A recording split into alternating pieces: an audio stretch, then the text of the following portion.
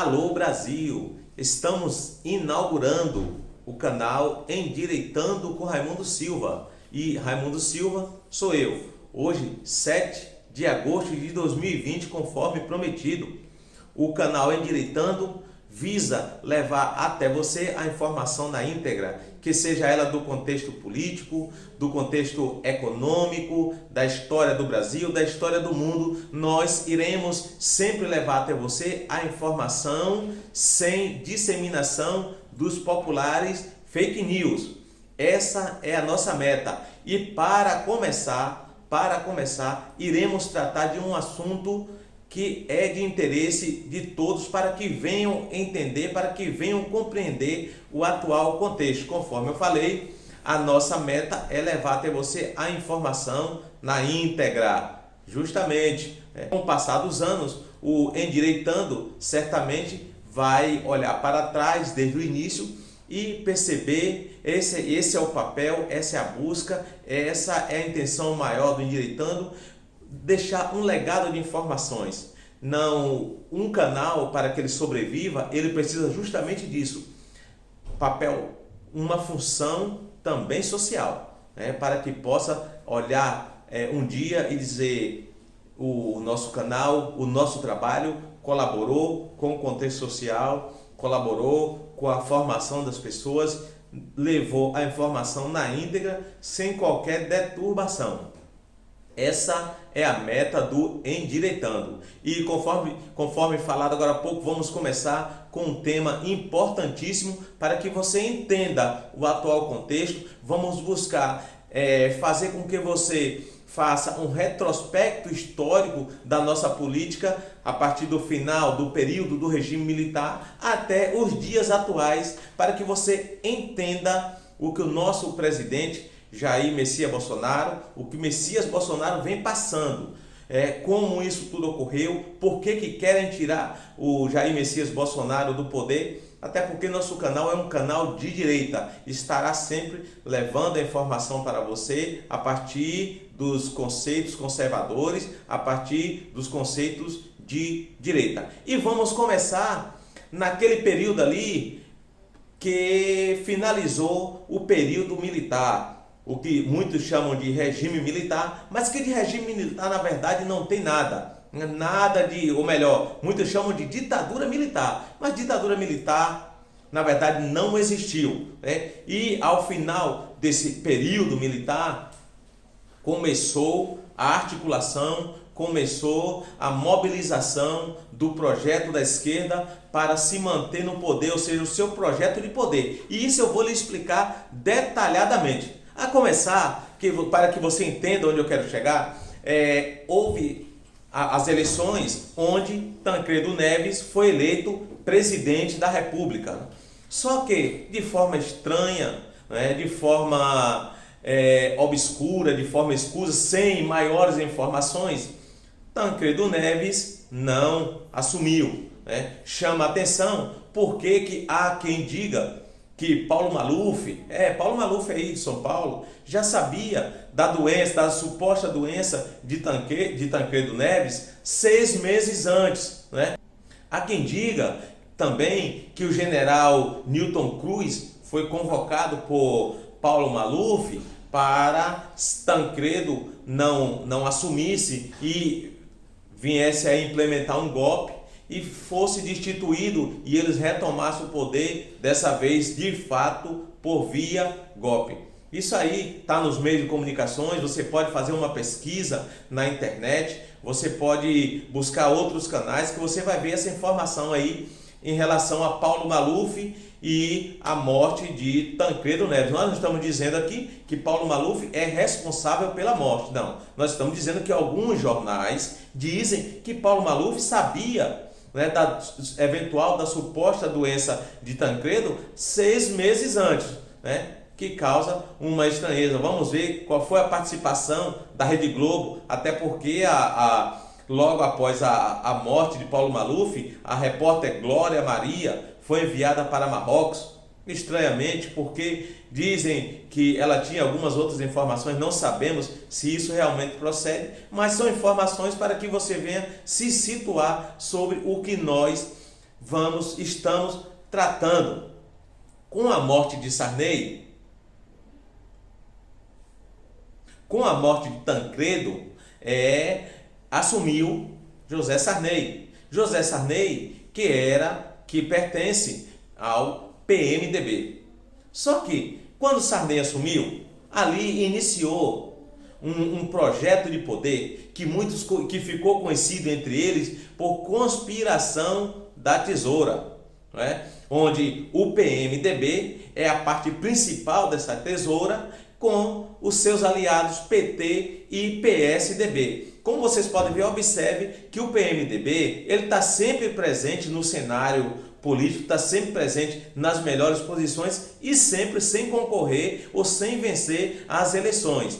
Isso tudo foi parte de um acordo entre PT, PSDB e PMDB, né? Só que quando José Sarney chegou o período final e José Sarney precisou submeter as novas eleições, aí houve uma quebra desse elo, desse acordo entre PT, PSDB e PMDB. Por quê? Porque não estava nos planos dele, nos projetos dele, que Fernando Collor de Mello viesse a vencer as eleições. Não dizendo aqui que Fernando Collor de Mello era o melhor para o Brasil. Mas naquele momento, Fernando Collor de Mello não era o melhor para a chamada conspiração da tesoura. Fernando Collor de Mello assumindo, foi aquele reboliço, foi aquele alvoroço. Nós precisamos tirar Fernando Collor do poder para dar prosseguimento a nosso projeto de poder. Nós, os mencionados partidos, né, que eu acabei aí de trazer até você. O que foi que aconteceu? Fernando Collor foi vítima, não que ele não tenha dado causa, mas foi vítima de um impeachment articulado pelo senhor Fernando Henrique Cardoso, né? Porém, Fernando Collor sendo impeachmentado, aí você já vai ver, você vai começar a perceber a história, a trajetória dos impeachments no Brasil. Fernando Collor sendo impeachmentado por essa articulação de Fernando Henrique Cardoso, aí a gente vê o PMDB, a parte principal dessa tesoura, a parte principal da conspiração da tesoura, chegando ao poder através de Itamar Franco. A Itamar Franco chega ao poder, o PMDB ele agora se consolida e agora sim vamos retomar o nosso poder, o nosso projeto de poder. Só que quando Fernando Henrique articula esse impeachment aí, que Itamar Franco assume, qual foi a bonificação de Fernando Henrique em todos os processos? Inicialmente, Fernando Henrique vai para o Ministério da Fazenda.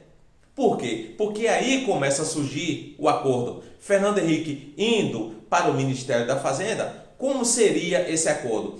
PSDB, posteriormente a Itamar Franco, viria com a eleição do próprio Fernando Henrique, até porque Itamar Franco iria colocar ele no Ministério da Fazenda, de onde surgiu o Plano Real, justamente para projetar Fernando Henrique Cardoso, e daí Fernando Henrique, o PSDB governaria 8 anos, o PT 8 anos, e seguiria nessa, como chama aí no futebol, nesse bate-bola entre PT, PSDB e o PMDB, sempre assumindo os melhores cargos, as melhores posições. Esse foi o acordo na chamada conspiração da tesoura, não é? Tanto é que, se você perceber, no final da gestão, na segunda gestão de Fernando Henrique, quando ele foi disputar as eleições com Lula, o candidato dele era José Serra.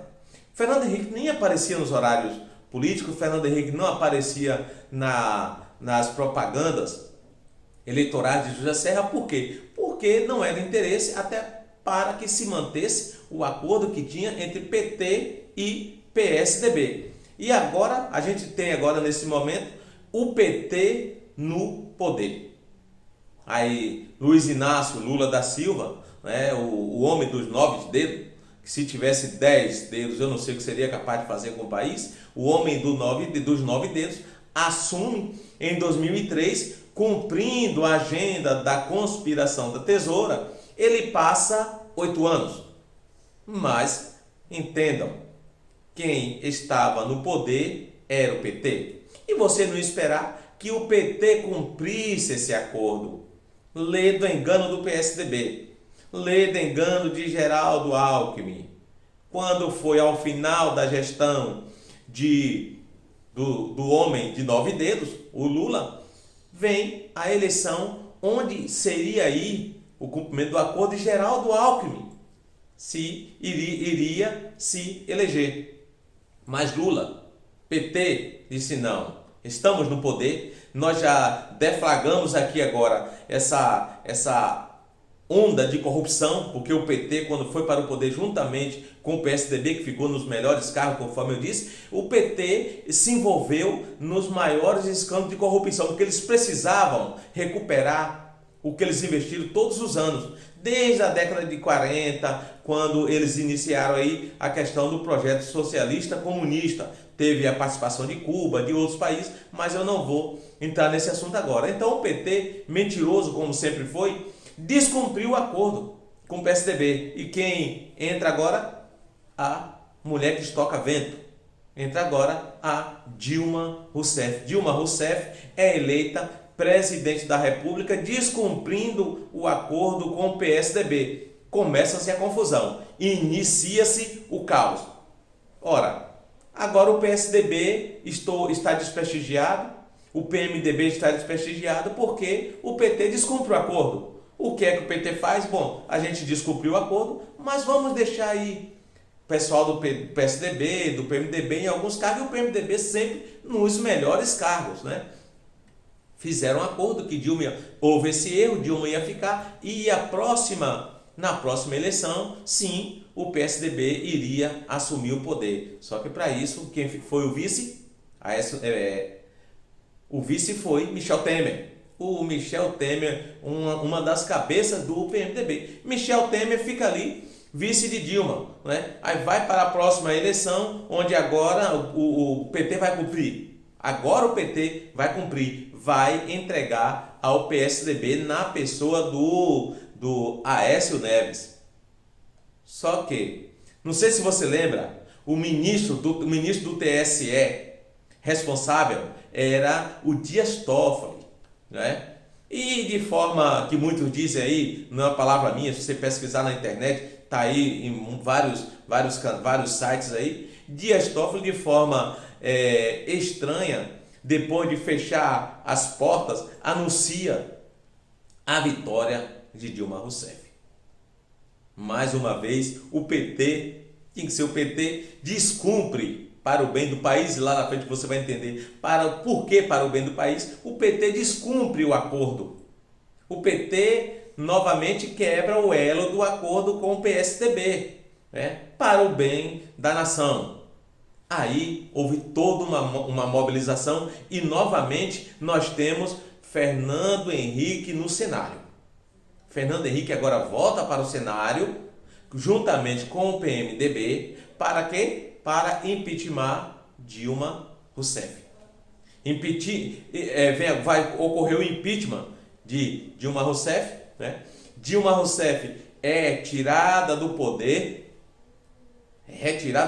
A gente sabe que Dilma foi envolvida em vários escândalos de corrupção. Dilma é uma corrupta, todo mundo sabe disso. É uma mulher que veio aí dos movimentos de roubo a banco, tudo isso. Mas foi pela pedalada fiscal algo comum entre os governantes, né? O que aconteceu? Tira-se Dilma Rousseff, à base do impeachment, um acordo, o STF vai lá presidir o impeachment e de forma vergonhosa rasga a Constituição Federal na cara do povo brasileiro, quando Dilma é retirada via impeachment e não se torna inelegível. O federal preceitua.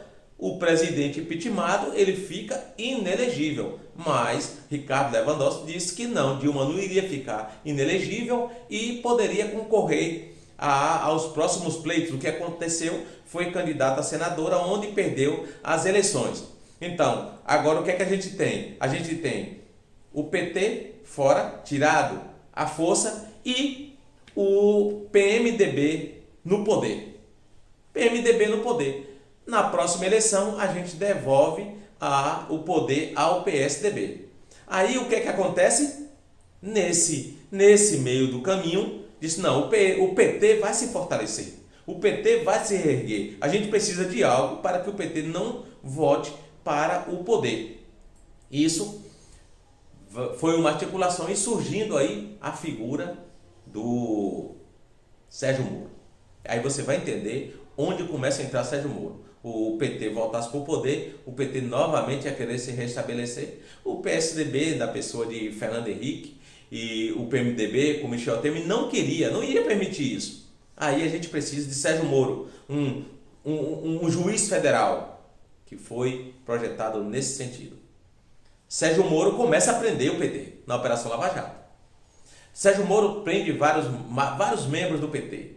Sérgio Moro prende Lula. Se você perceber, naquele momento que há um habeas corpus para a soltura de Lula, o processo já tinha saído da competência de Sérgio Moro. Já estava em segunda instância. Mas quando houve ali um ministro decidiu, um juiz plantonista, um desembargador plantonista, ele concedeu a liminar, em sede liminar, a soltura de Lula, Sérgio Moro se mobilizou para que isso não acontecesse, mesmo não estando mais na competência dele, até porque, conforme eu disse, Sérgio Moro foi um instrumento usado pelo PSDB para dizimar, acabar com o PT e o PSDB voltar para o poder. Começaram essa briga, Sérgio Moro prende vários membros do PT, você vê que ele sempre evitou prender PSDB, sempre evitou. Se fosse investigar os crimes de Fernando Henrique, tinha vários. Se fosse investigar Gedel, que foi denunciado depois, teria vários crimes. Mas ele focou Aécio Neves, José Serra, Geraldo Alckmin. Essas pessoas não foram investigadas de forma veroz, né? Como ele fez com o PT. Só que com isso eles foram se enfraquecendo. Não contavam com o surgimento de Bolsonaro. Aí agora surge Bolsonaro no sistema. Bolsonaro, baseado na eleição de Donald Trump nos Estados Unidos, Bolsonaro vem agora e traz o quê? O tema família, Deus e pátria. Ele retoma, ele devolve ao povo brasileiro aquele sentimento de patriotismo. E com o nome capitão, fez alusão ali de forma inconsciente para aquele que está recebendo a mensagem ao Capitão América dos Estados Unidos, então logo resgatou, né, esse sentimento de patriotismo que o povo brasileiro estava tão carente disso, buscava isso, estava sedento, o povo estava sedento desse sentimento em relação ao nosso país. E aí, quem ganha? Jair Bolsonaro. Eles não estavam preparados para essa vitória do Bolsonaro, até porque eles não esperavam. Todos achavam que quando fosse para as urnas, quando fosse para as ruas, o Bolsonaro ele não teria chance. No último caso, juntaria o PT, o PSDB, como houve, e Bolsonaro seria mais um a ser atropelado pelo sistema lei do engano. Bolsonaro ganha as eleições. Você vê que lá atrás, na campanha, eles tentaram matar o Bolsonaro, por saber que não conseguiria vencer. Tentou matar o Bolsonaro, não conseguiu, né? Bolsonaro aí escapou daquela facada que até hoje não se sabe. Há quem diga que Sérgio Moro sabe quem matou o Bolsonaro. E Bolsonaro venceu as eleições e chegou ao poder. Quando ele chegou ao poder, deixou o PT, PMDB e PSDB totalmente sem norte. Totalmente desnorteado, sem saber o que fazer para tirar Bolsonaro do poder. E o PSDB e o PT, juntamente com o PMDB, se estabelecerem, né? Mas essa articulação seria ainda maior. Seria maior. Sérgio Moro saindo aí da Operação Lava Jato como paladino da justiça, a contragosto dos filhos do Bolsonaro, Sérgio Moro assume o Ministério da Justiça. Todo mundo, eles da cúpula, talvez o eleitorado de Bolsonaro não esperasse, claro, nem eu esperava, até porque eu esperava que ele fosse tentar se manter e despontar lá na frente como um candidato a presidente de forma mais aceitada pelo povo. E aí, Sérgio Moro está inserido ali no contexto do governo de Bolsonaro, ele agora é ministro da Justiça e vai. Se você perceber, Sérgio Moro viveu no Ministério da Justiça através daquilo que ele conseguiu como juiz. Porque no Ministério da Justiça, Sérgio Moro não fez praticamente nada. A ABIN, o Exército, descobriram que Sérgio Moro fazia parte de uma conspiração arquitetada principalmente por FHC, que tem aí o apoio de George Soros. Daqui a pouco nós falaremos sobre George Soros, não é? E Sérgio Moro estava nesse contexto. A ABIN, investigando, descobriu Sérgio Moro, né? Descobriu Sérgio Moro que existia um grande projeto, um grande plano para derrubar o Bolsonaro, né? Sérgio Moro fazia parte desse plano de derrubada do Bolsonaro. Essa era a ideia, né? Derrubar o Bolsonaro, né? Só que para derrubar o Bolsonaro não seria tão fácil, até porque Sérgio Moro foi se desgastando, né? Foi se desgastando, e a gente precisa dar continuidade para que você entenda. Para derrubar Bolsonaro, para isso precisava unir forças. Sérgio Moro já estava desmoralizado. A ABIN descobriu a estratégia de Sérgio Moro, tirou Sérgio Moro, né? Sérgio Moro teve que sair, ali ele não tinha outra opção. Aquela reunião que foi divulgada, todo mundo já sabia o que ele estava fazendo ali, qual o papel que ele estava desempenhando, tanto é que ele saiu antes da reunião terminar. A gente precisa de um novo projeto. E qual é o novo projeto? Quem tem popularidade? O ladrão de 9 dedos, Luiz Inácio Lula da Silva. Lula está preso, vamos soltar. Como vamos soltar? Bom, o STF vai mudar o entendimento da prisão em segunda instância, a presunção de inocência. Vamos mudar novamente esse entendimento e vamos soltar Lula. Porque Lula ele vai passar a entrar em contato. A gente já fez um marketing Lula livre, né? E Lula vai iniciar o trabalho de lives com seu eleitorado. Lula vai iniciar trabalho de lives com seu eleitorado, vai retomar esse povo, vai reagrupar a militância pão com mortadela, e a gente volta a gente se fortalece e consegue a derrubada desse presidente então eleito e fora dos projetos da conspiração da tesoura. É o nome que eles deram a esse projeto aí. Lula começou as lives. Próximo passo, o STF. O que é que o STF faz? De forma estranha, de forma esdrúxula, porque o Lula respondia a vários processos. O Lula era criminoso condenado. Então, mesmo assim, o STF, sem tornozeleira, sem nada, libera Lula e concede ao Lula o direito de visitar o Papa. Estranhamente, Lula sai do Brasil, vai ao Vaticano e visitar o Papa. Só que há quem diga, se você pesquisar na internet você vai descobrir qual o papel do Banco do Vaticano nesse cenário esquerdista. Pesquise George Soros, pesquise o papel do Banco do Vaticano. Há quem fale em guardar dinheiro de narcotraficante. Não sou eu que estou dizendo, é você pesquisar na internet que você vai achar tudo isso aí, não é? Então, Lula tem essa visita ao Papa, que era maior do que o que você pensa. Não era só visitar o Papa. Lá, nessa visita, que era uma reunião, né, ele encontra quem? Angela Merkel, né, da Alemanha, Putin, da Rússia, Macron, da França, que esse Macron, inclusive, aí é considerado o anticristo, né? Há quem diga que Macron é o anticristo.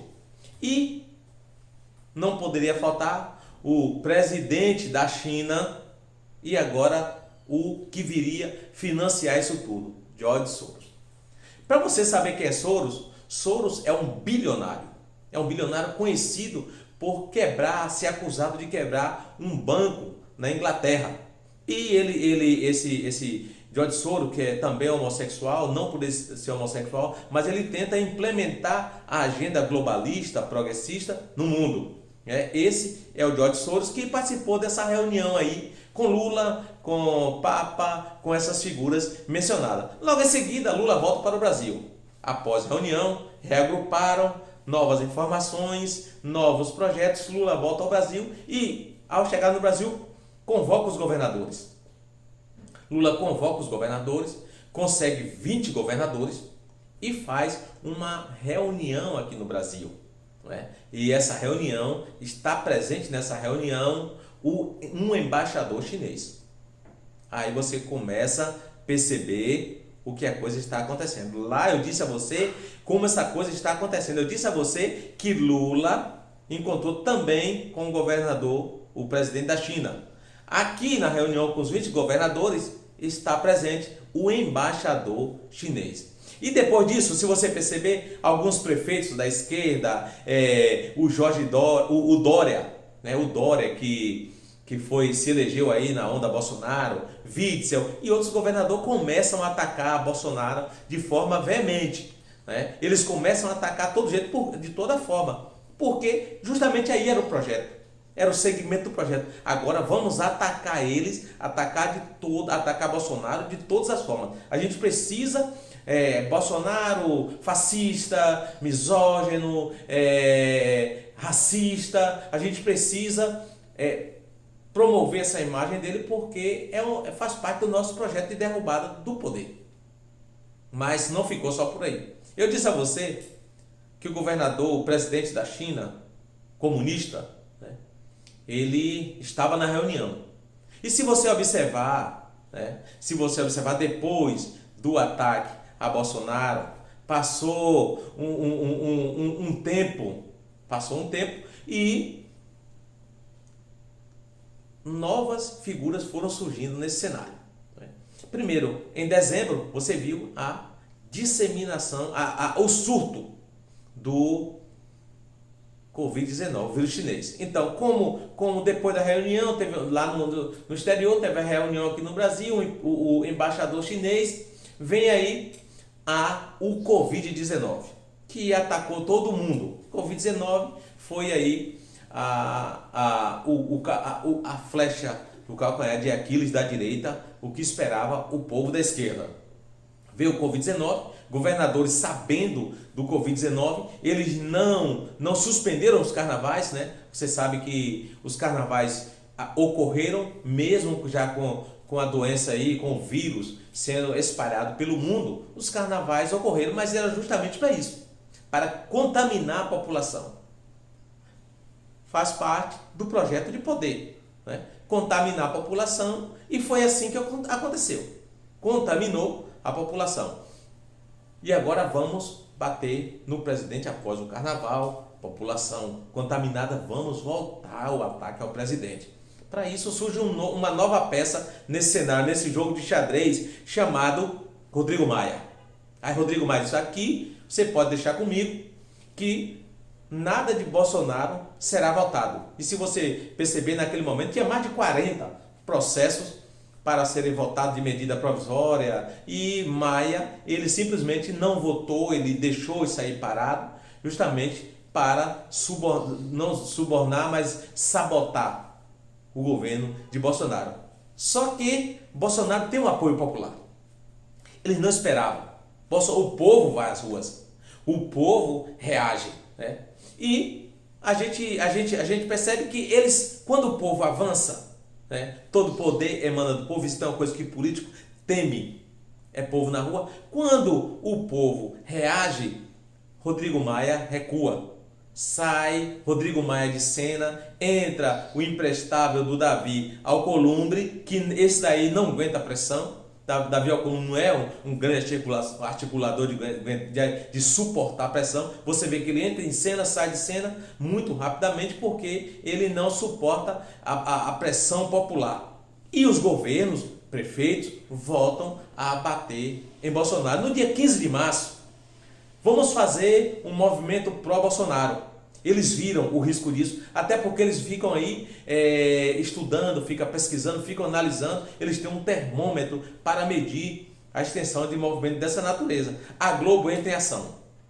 Mais uma peça no xadrez. A Globo entra em ação e diz: olha o vírus, o coronavírus vai matar milhões de pessoas irão morrer. Vocês precisam estar em casa. Não vão para as ruas. Fiquem em casa. Hashtag fique em casa. E isso surtiu efeito, né? Só 30% aí do povo foi às ruas, só 30%, e foi um movimento expressivo, mas não expressivo como o pessoal da direita esperava. E na verdade, quando eu falo pessoal da direita, perceba que é o povo mesmo se organizando. Bolsonaro não tem uma direita consolidada, não tem uma direita unida em uma só direção, não tem. A direita no país ela está se construindo. Mas, de qualquer forma, o movimento não foi o que esperava. Vamos para a próxima peça. Né? A gente precisa agora,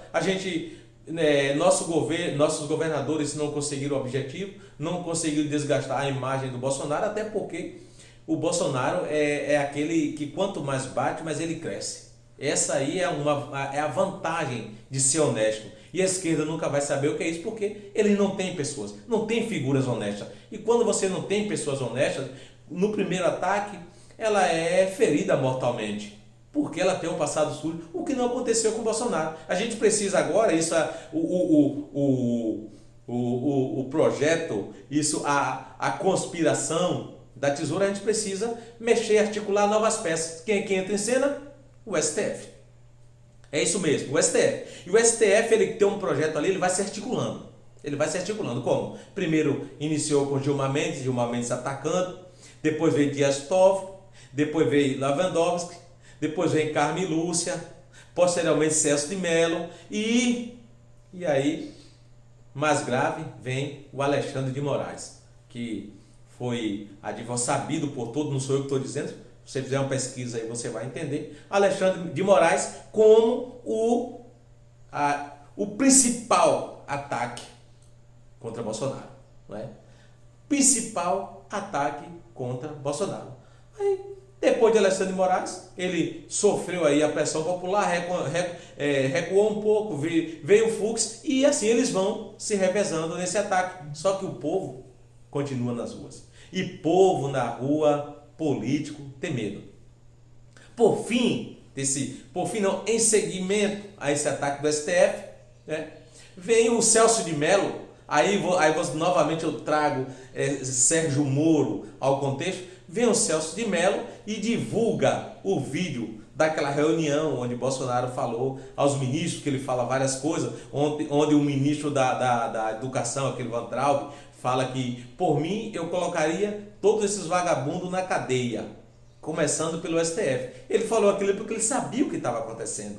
E Sérgio Moro estava presente. Você vê que depois da fala de Damares, na reunião, Sérgio Moro, ele sai. Né? Mas Celso de Mello, sem medir, sem pensar, desesperado, divulga o vídeo da reunião onde Bolsonaro estava. Eles pensaram, agora Bolsonaro cai.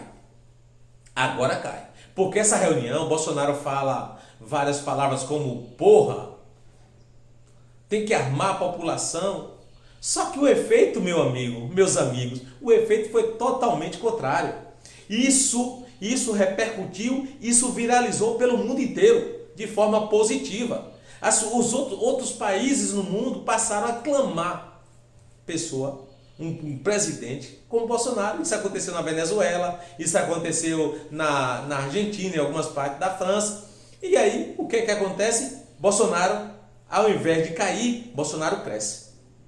Bolsonaro cresce assustadoramente. Não deu certo. O plano envolvendo o Judas do Sérgio Moro, mais uma vez, foi por água abaixo. Né? Agora vem Barroso, articulando lá do TSE a derrubada da chapa Bolsonaro-Mourão. Né? Esse aí é o plano, é o projeto que inclusive ele mantém vivo até hoje, que é digamos assim, a carta maior. Né? Isso aí a gente vai ver lá na frente na denúncia do jornalista Alan dos Santos. A gente vai tratar disso em um outro momento. Né? Só que quando o Lula veio dessa reunião, ele veio munido de dinheiro, ele trouxe dinheiro. Quando o Lula voltou do exterior, ele trouxe dinheiro.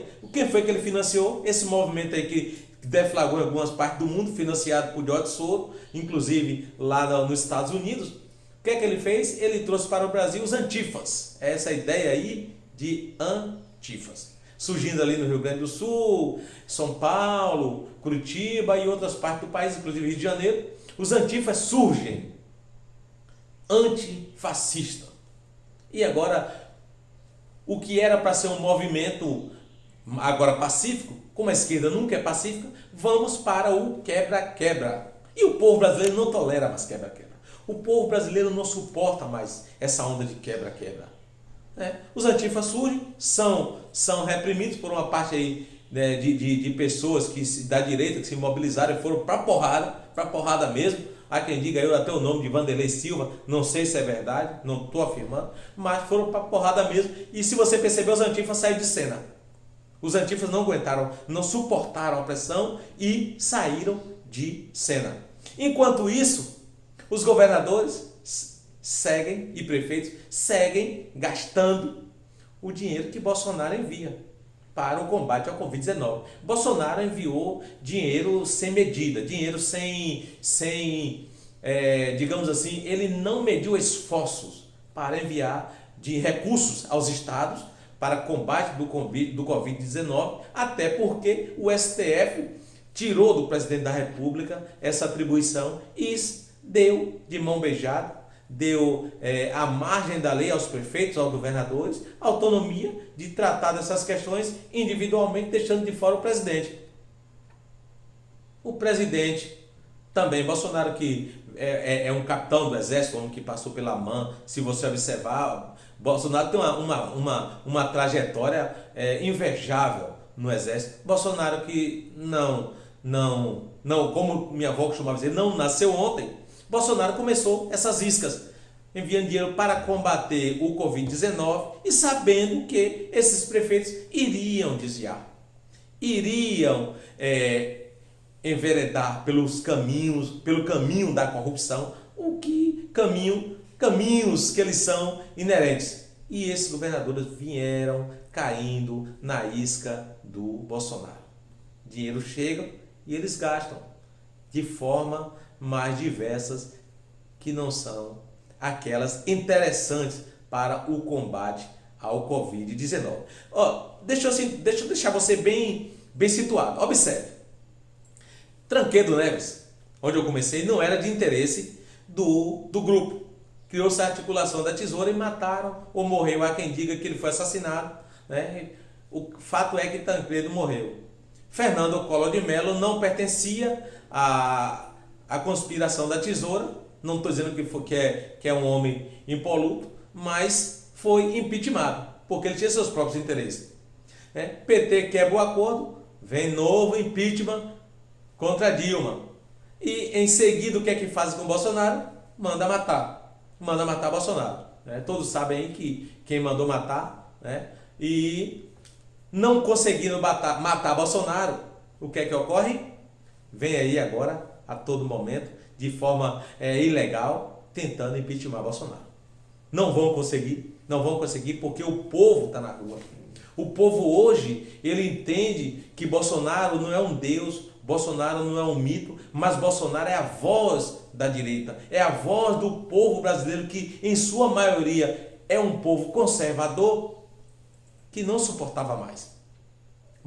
O povo brasileiro não suportava mais. Bolsonaro representa isso. E principalmente, Bolsonaro se mantém íntegro, Bolsonaro se mantém fiel a seus valores morais, Bolsonaro mantém fiel àquilo que ele prometeu na campanha.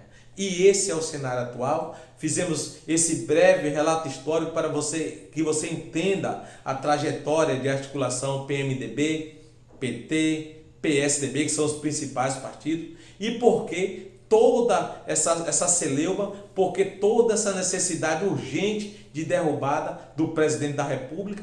Aí você diz, mas Raimundo, você falou em STF. Sim, realmente, falei no STF. Os ministros do STF foram indicados por quem? Como diz Olavo de Carvalho, por quem, meu Deus do céu?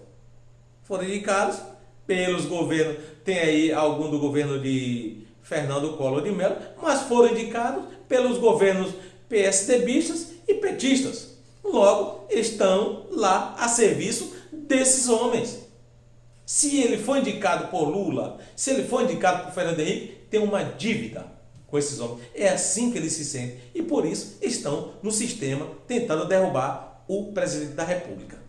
Mas eu asseguro que Bolsonaro se manterá firme, será reeleito e o Brasil está aí reescrevendo a sua história. O povo brasileiro, que é um povo conservador por essência, não suportava mais aquilo que a esquerda veio fazendo com o país, veio fazendo com nossos jovens. O povo brasileiro não suporta mais. E esse foi nosso vídeo de hoje, trazendo esse relato histórico para você. Esse canal que está começando hoje precisa de você, precisa do seu apoio. Por isso, curta, compartilhe, comente, se inscreva no nosso canal e acione ali o sininho. Tá? Também esse canal, como eu disse, esse canal é um canal informativo que vai trazer as notícias da forma íntegra e fiel sempre até você. Você pode chegar embaixo e comentar dizendo qual o tema que você quer que eu traga para você, qual o tema que você quer que a gente esclareça aqui, e nós estaremos esclarecendo, seja comunismo, fascismo, socialismo, história do Brasil, história do mundo. O que você comentar embaixo, nós estaremos fazendo vídeo, postando para você, porque a nossa missão é contribuir com o país nesse momento e levar a informação até você. Conforme eu disse, eu sou o Raimundo Silva e estou no Endireitando. Até o próximo vídeo. Grande abraço a todos.